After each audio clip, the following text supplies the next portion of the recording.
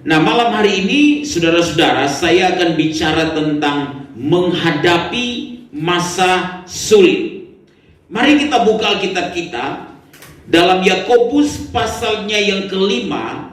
Kita akan melihat satu perikop di dalam ayatnya yang ke-7 sampai ayatnya yang ke-11. Yakobus pasalnya yang kelima. Mari kita lihat ayat 7 sampai ayat 11. Nah, saudara-saudara, kualitas kekristenan kita itu tidak terlihat waktu kita sedang mengalami masa-masa yang baik, waktu kita sedang happy-happy, waktu kita sedang senang-senang, atau waktu kita sedang mengalami jalan yang lurus dalam hidup ini.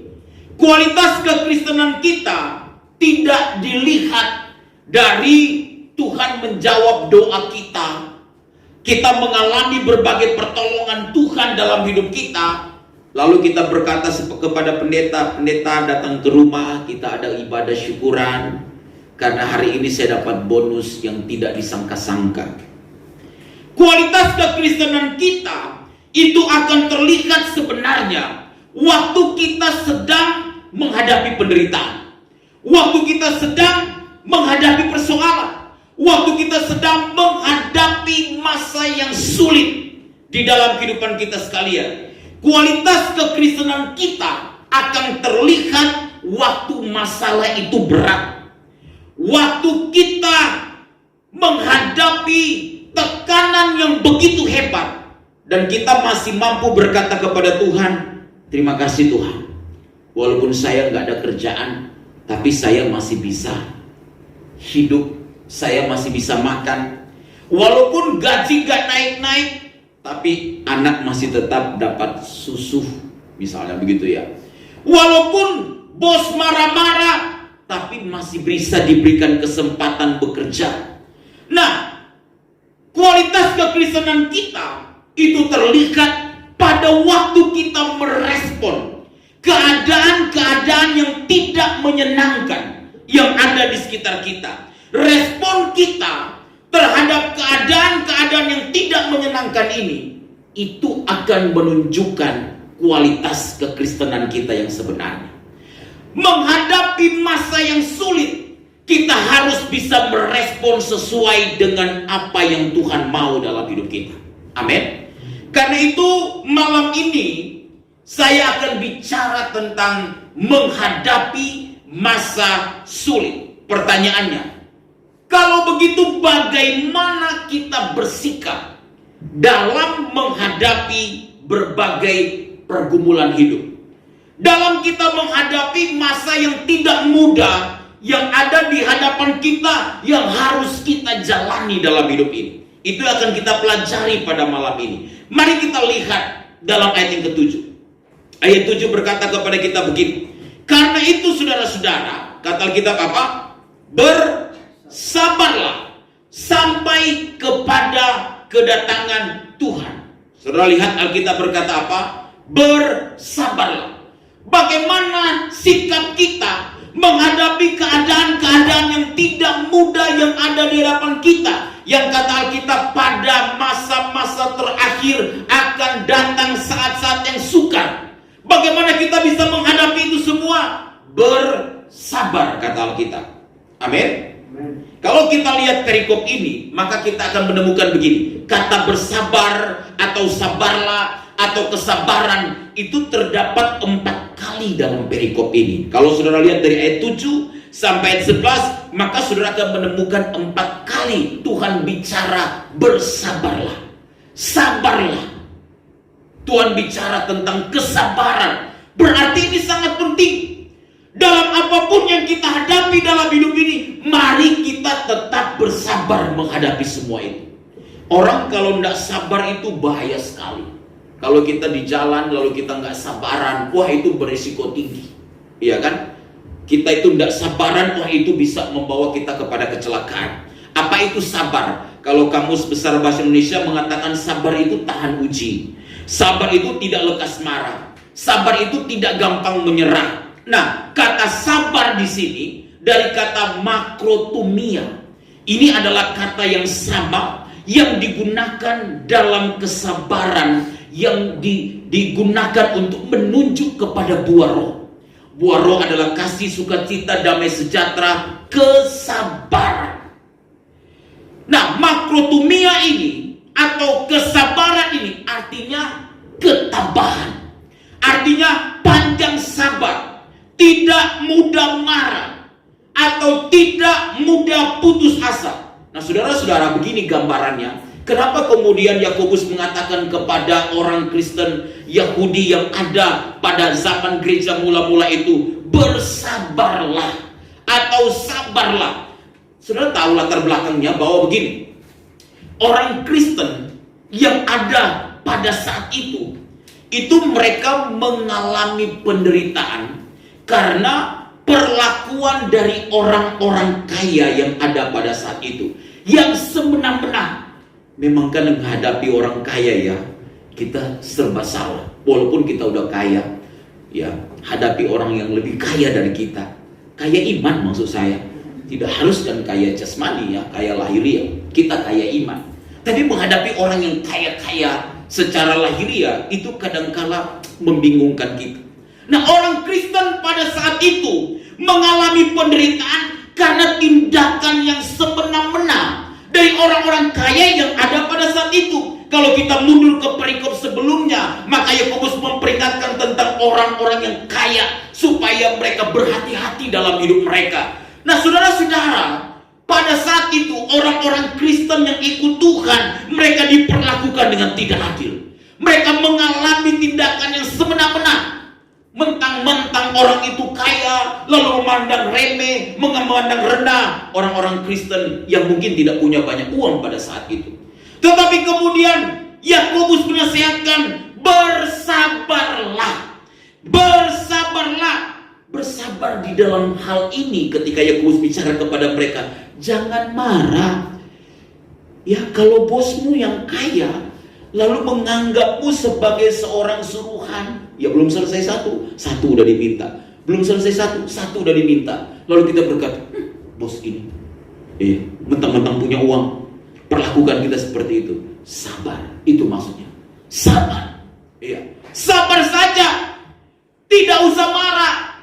Ya, jangan balas dendam. Kira-kira begitu. Ketika diperlakukan dengan tidak adil, anggaplah itu satu ujian yang akan mematangkan imanmu. Ketika Yakobus berkata dalam Yakobus pasal yang pertama, kita periksa di situ bahwa ujian terhadap imanmu ya akan menghasilkan ketekunan. Dan kalau ketekunan itu buahnya udah matang, maka itu juga akan membawa berkat bagi kita.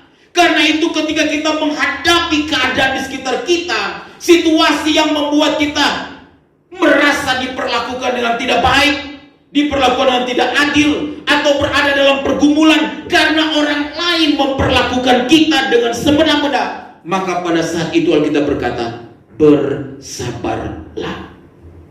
Amin. Jangan buat rencana, kalau kamu bos perlakukan saya seperti ini, tak kempesin ban mobil. Wah. Saudara bisa lihat kan, ada orang-orang yang diperlakukan gak adil, dia dendam, ya kan? Dia dendam, dan kita bisa lihat kenapa dia membunuh, karena dendam. Iya, dendam kenapa? Gaji gak naik-naik. Iya, dendam kenapa? Diperlakukan semena-mena, dianggap sebagai sebuah babu yang diperintahkan semena-mena, membuat dia merasa disepelekan, dan akhirnya dia dendam. Orang Kristen gak boleh seperti itu.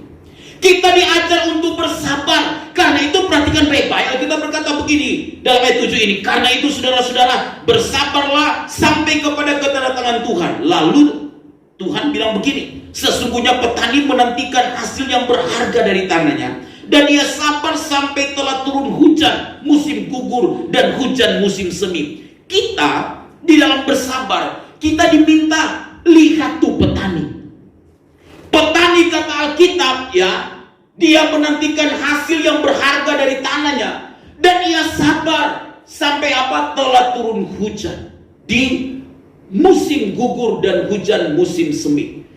Tidak ada petani yang baru dia tanam hari ini, ya Tuhan, mujizatmu terjadi, besok langsung bisa berbuah. baru tanam hari ini, lalu berharap mujizat, percepat buahnya Tuhan, biarlah pohonku berbeda dengan pohon tetangga. Ya, tidak ada supernatural yang seperti itu yang akan Tuhan lakukan. Ada proses di dalamnya. Kita diajarkan, lihat tuh petani, belajar dari petani yang bersabar menanti supaya dia bisa mendapatkan hasil yang maksimal. Kalau toh kita telah berbuat baik, maka percayalah apa yang kita tabur dalam kebaikan itu kita akan menuai pada akhirnya. Semua yang kita tabur dalam hal-hal yang baik, maka kita juga akan menuai hal-hal yang baik. Tidak perlu kita marah, tidak perlu kita dendam, tidak perlu kita punya niat yang tidak baik. Di masa sulit dan kalau itu Tuhan izinkan, sabar hadapi semuanya. Amin, saudara. Yang kedua, saudara bisa lihat di dalam ayat yang ke-8. Ayat yang ke-8 berkata kepada kita demikian. Kamu juga harus bersabar dan harus apa? Meneguhkan hatimu. Karena kedatangan Tuhan sudah dekat. Yang kedua, bagaimana sikap kita dalam menghadapi berbagai problem, pergumulan, termasuk penderitaan di dalamnya. Kata Alkitab, meneguhkan hati. Meneguhkan hati. Ayat 8 berkata, kamu juga harus bersabar. Dan kata Alkitab apa? Harus apa? Meneguhkan hatimu. Kalau kita lihat apa arti meneguhkan hati di sini, itu kalau terjemahan New International Version NIV itu berkata stand firm. Artinya begini, berdirilah teguh. Orang yang meneguhkan hati adalah orang yang tetap akan berdiri teguh walaupun keadaan gak mendukung dia. Orang yang meneguhkan hati walaupun situasinya berat, dia akan tetap berdiri teguh. Berdiri teguh atas apa? Atas imannya kepada Tuhan. Waktu kita mengalami masalah, iman kita kepada Tuhan itu tidak boleh goyah. Amin, saudara. Kita harus tetap berdiri teguh apapun keadaannya. Situasi yang kita jalani di hadapan kita, doa-doa kita yang belum dijawab oleh Tuhan, jangan pernah menyerah. Jangan karena ada masalah kita berkata, Tuhan, terlalu banyak masalah ini. Sampai di sini hubungan kita, Tuhan. Berapa banyak orang yang karena tekanan yang berat bisa undur dari Tuhan, loh saudara. Berapa banyak orang yang karena persoalan-persoalan berat dihadapi bisa berhenti melayani Tuhan. Meneguhkan hati itu artinya berdiri teguh, stand firm, berdiri teguh. Ada badai, ada gelombang, maka seperti sebuah gunung yang tetap berdiri kokoh. Walaupun ada badai, ada gelombang, itu artinya kita sedang meneguhkan hati kita. Kita meneguhkan hati kita bukan karena pada persoalan semata-mata yang kita hadapi karena kita lihat kecil atau besar mempengaruhi meneguhkan hati kita. Bukan, tapi karena kita pandang Yesus. Waktu kita pandang Tuhan, Dia adalah gunung batu kita, maka seperti itulah kita akan berdiri kokoh menghadapi keadaan apapun di sekitar kita. Itu artinya kita sedang meneguhkan hati kita. Amin. Tidak goyah. Atau begini, imannya itu tidak mengalami naik turun. Ya, kalau cerah naik, kalau hujan turun. Iya, tergantung situasi, tergantung keadaan imannya. Artinya begini, kalau lagi senang, wah senyumnya lebar. Ya. Tapi kalau lagi susah, senyumnya seperti pepaya Bangkok. Senyumnya bukan persoalan lebarnya, tetapi wajahnya itu, wah, ada masalah, tidak ada masalah. Hati yang gembira adalah obat yang manjur, saudara. Amin. Hati yang gembira, jadi bawa bersukacita saja, ya, bawa untuk memuji Tuhan saja. Karena pada saat itulah kita bisa berkata kepada Tuhan, terima kasih untuk setiap kebaikan Tuhan. Kita bisa tetap berdiri teguh apapun keadaan yang kita alami dalam hidup kita. Yang ketiga, saudara, bagaimana cara kita menghadapi berbagai situasi yang sulit di hadapan kita. Yang ketiga, kita bisa lihat dalam ayat yang ke-9. Ayat 9 berkata kepada kita begini, saudara-saudara, janganlah kamu bersungut-sungut dan saling mempersalahkan, supaya kamu jangan dihukum. Sesungguhnya hakim telah berdiri di ambang pintu. Yang ketiga, bagaimana sikap kita menghadapi masa sulit ini? Jangan bersungut-sungut. Amin. Jangan bersungut-sungut. Bersungut-sungut itu artinya ngeluh. Iya. Pokoknya semua diprotes. Tuhan juga ikut diprotes. Orang lain yang salah, Tuhan ke bawah-bawah disalahin. Ya kan? Bersungut-sungut. Tetangga yang salah, suami yang ke bawah-bawah dimarahin. Iya kan? Ada masalah di kantor, istri di rumah yang dimarahin. Iya. Saya tahu itu bersungut-sungut. Kita mengeluh dengan keadaan, lalu kita mempersalahkan orang, lalu kita mempersalahkan situasi di sekitar kita, dan kadangkala kita ikut mempersalahkan Tuhan. Menghadapi situasi yang ada di depan kita yang memang ini berat, saudara, jangan izinkan hati kita tidak bisa bersyukur. Jangan izinkan kita terjebak kepada persungutan. Bersungut-sungut di sini adalah ketika kita, dalam konteks ini adalah orang Kristen pada saat itu merasa kayaknya Tuhan pilih kasih. Ya kayaknya Tuhan pilih kasih. Kenapa? Karena mereka mulai membandingkan diri mereka sesama anak Tuhan dengan anak Tuhan yang lain, sesama orang Kristen dengan orang Kristen yang lain. Jadi orang Kristen pada situ merasa begini, kok saya menderita ya, tapi kok dia tuh nggak menderita. Saya kok udah sungguh-sungguh menderita ya, tapi dia kayaknya gereja jarang, ya pelayanan juga kagak. Tapi kayaknya enjoy aja, ya kerjaannya lancar-lancar saja, ya kita, waduh, udah nggak tahu kepala ada di mana, kaki ada di mana, dalam doa dan dalam perjuangan, ya. Tapi kok kita ngalami kesulitan ini? Pada saat itu mereka bersungut-sungut. Nah, persungutan yang terjadi ini kadangkala itu juga ada di dalam kehidupan kita. Persungutan kita membuat kita cenderung mempersalahkan orang lain, mempersalahkan keadaan, bahkan mempersalahkan Tuhan. Waktu keadaan-keadaan sulit ada di sekitar kita, waktu Tuhan izinkan ada pergumulan, jangan kita terjebak kepada persungutan. Amin, saudara?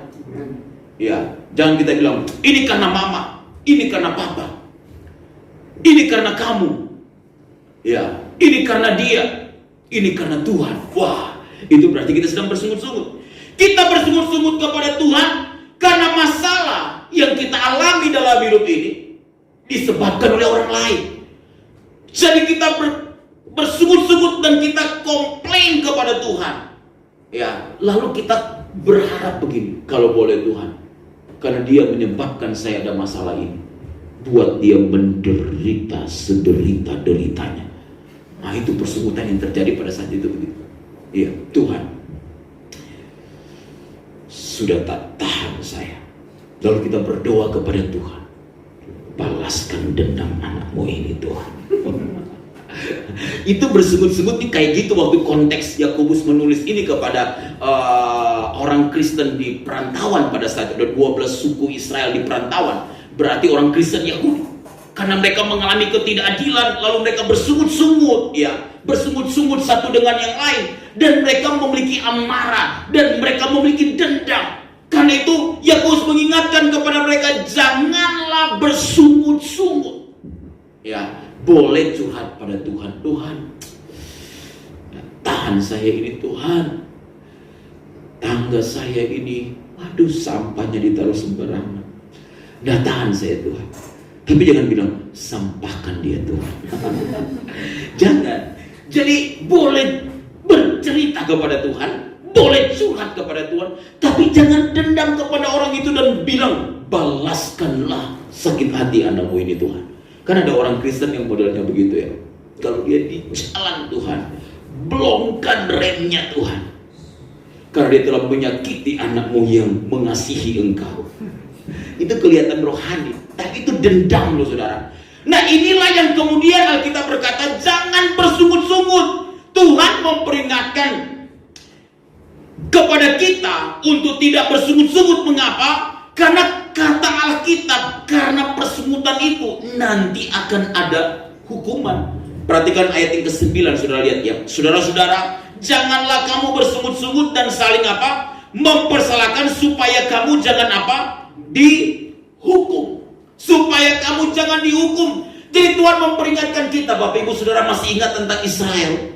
Bagaimana Israel telah dipimpin Tuhan keluar dari tanah Mesir dan mereka mengalami mujizat, bisa melewati laut Tebrau. Lalu waktu mereka berjalan di dataran yang yang kering itu, di padang gurun, mereka nggak dapat air. Lalu mereka mulai bersungut-sungut di hadapan Tuhan. Dan kata Paulus bahwa karena persungutan mereka, Tuhan menghukum mereka. Saudara-saudara dikasih oleh Tuhan, orang yang bersungut-sungut itu cenderung tidak bisa bersyukur. Cenderung tidak bisa bersyukur. Sulit dia bersyukur. Dia bersungut-sungut. Tuhan, kenapa TV-ku 14 inch? Lalu tetangga sana nggak kerja itu 32 inch. Padahal saya kerja loh Tuhan. Pergi pagi, pulang petang-petang. Walaupun pendapatan pas-pasan. Saya walaupun masuk dalam golongan 7P, pergi pagi-pagi pendapatan pas-pas, pulang petang-petang pendapatan pas-pasan. Dia yang di rumah terus lebih gede TV-nya. Bagaimana saya bisa melihat ikatan cinta dengan model TV yang begini? Nggak seru Tuhan. Ya, itu kita cenderung bersungut-sungut, nggak bisa bersyukur. Cenderung nggak bisa bersyukur. Dan orang yang bersungut-sungut itu bisa mempersalahkan orang lain. Bisa mempersalahkan orang lain. Lalu bisa mencurigai orang lain. Jangan-jangan Pak, 32 inch dia korupsi dia itu. Karena kalau kita cenderung sampai ke sana, jangan-jangan Pak, motor yang dia bawa yang keren itu bodong Pak. Bodong. Karena waktu kita tidak bisa bersyukur, kita cenderung melihat orang lain dalam kelebihannya untuk kita lihat kesalahan dan kekeliruan dia. Karena itu kita diminta untuk meneladani nabi-nabi pada saat itu. Saudara lihat ayat yang ke-10 ya. Alkitab berkata begini, saudara-saudara, turutilah teladan penderitaan dan kesabaran apa? Para nabi yang telah berbicara demi nama Tuhan. Artinya nabi-nabi pada saat itu mereka menyuarakan suara kenabian, tapi mereka juga ditolak. Mereka juga mengalami penderitaan. Tetapi mereka belajar bersabar. Lalu mereka juga belajar untuk apa? Untuk tidak bersungut-sungut kepada Tuhan. Turutilah teladan mereka. Amin, saudara? Amin. Yang terakhir, bagaimana sikap kita menghadapi masa sukar ini? Saudara bisa lihat dalam ayatnya yang ke-11. Ayat 11 berkata kepada kita begini, sesungguhnya kami menyebut mereka berbahagia, yaitu mereka yang apa? Telah bertekun. Kamu telah mendengar tentang ketekunan Ayub, dan kamu telah tahu apa yang ada pada akhirnya disediakan Tuhan baginya. Karena Tuhan Maha Penyayang dan penuh belas kasihan. Yang terakhir, bagaimana sikap kita menghadapi keadaan yang tidak mudah di hadapan kita? Tetaplah bertekun. Amin. Bertekun itu menurut Kamus Bahasa Indonesia artinya berkeras hati, bersungguh-sungguh, rajin. Kalau kita periksa dalam teks asli Alkitab itu dari kata hupomone. Hupomone itu tabah. Ya, tabah. Jadi bertekun itu adalah orang yang tabah. Bertahan untuk bertahan. Bukan ku coba bertahan. Bukan. Ya, bukan. Ku coba bertahan. Pak, hubungan kami ini ku coba bertahan.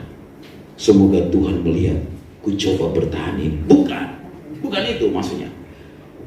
Tetapi bertahan adalah tabah dengan keadaan-keadaan yang sulit, keadaan-keadaan yang sukar. Karena dengan sekuat hati bertekun, berupaya dengan sungguh-sungguh, dengan kemauan yang kuat untuk mewujudkan apa yang diharapkan oleh Tuhan.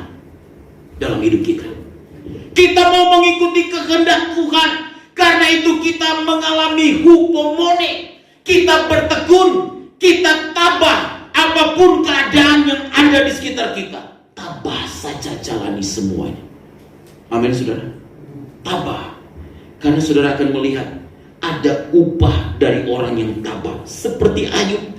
Kamu telah mendengar tentang ketekunan Ayub. Dan kamu telah tahu apa yang pada akhirnya disediakan Tuhan baginya. Tuhan itu, kata Alkitab, Maha Penyayang dan penuh belas kasihan. Tuhan bukan tidak adil sehingga dia menutup mata atas setiap ketekunan kita, kesabaran kita, keteguhan hati kita, atas hati yang bersyukur. Tuhan tidak pernah tutup mata dari semua jerih lelah kita di dalam Tuhan. Dia nanti akan mengganjar kita dengan kebaikannya di dalam setiap ketekunan yang kita kerjakan di hadapan Tuhan. Waktu kita mengalami hal yang sukar, kita tetap tekun beribadah. Kita tetap tekun melayani. Waktu keadaan-keadaan yang tidak mendukung terjadi, kita tetap tekun ikut Tuhan. Kita tetap berkata, sekali aku ikut Tuhan, aku tetap ikut Tuhan. Sekali aku melayani Tuhan, aku tetap melayani Tuhan. Itu artinya ketekunan. Karena ketekunan pada akhirnya akan membawa pada buah yang matang. Dan akhirnya kata Alkitab, Ayub menerima ganjaran atau upah atas ketekunan dia. Tuhan kita Maha Pengasih dan Maha Penyayang. Dia tidak mungkin tutup mata dari setiap ketekunan kita di hadapan Tuhan. Mari kita berdoa.